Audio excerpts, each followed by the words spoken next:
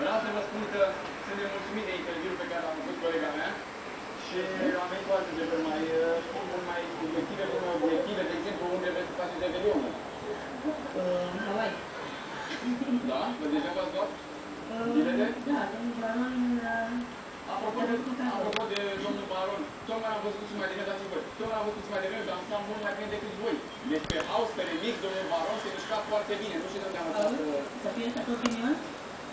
Am crezut domnul Baron, e curat ghinion.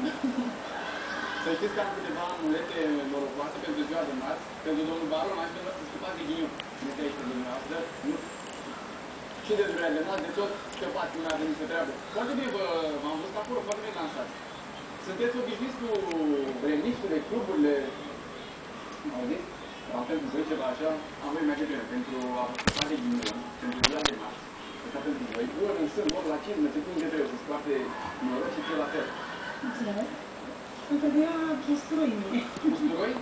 Da, e mult mai bine. Se aduc usturoi, să nu este nicio problemă, dar vă văzuți avem ceva usturoi pe acolo?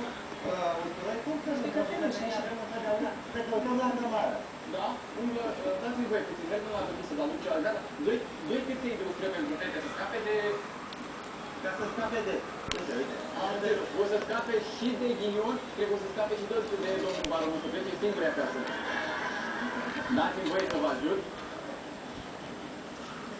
Deci totdeauna, asta se pune în buzunarul stâng, să știți. Ok. Buzunarul stâng, pune acolo. Și pentru tine. Și mare, mare grijă. Ați scăpat deja, o să aveți o zi... Ce parfumă? Fii atentă. Ca să aibă efect maxim, trebuie să mușcați puțin ghinion și apoi să aruncați pe spate. La ghinion. Nu?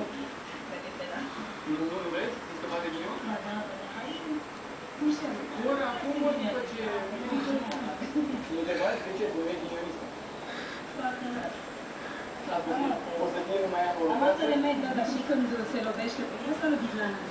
Nu cred că ai înțeles mai de mine. Nu am înțeles, dar nu ai seama. Știi fac de pe YouTube? Da? Da, și Ai văzut? Eu am